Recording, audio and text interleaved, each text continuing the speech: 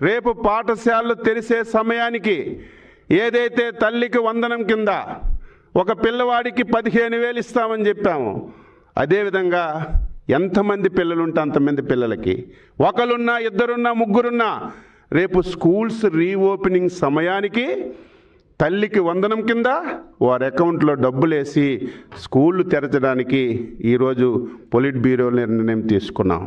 అదేవిధంగా రైతులకి అన్నదాత సుఖీభవ కింద కేంద్ర ప్రభుత్వంతో కలిపి 20,000 రూపాయలు ఇస్తామని స్పష్టంగా హామీలు ఇచ్చాం.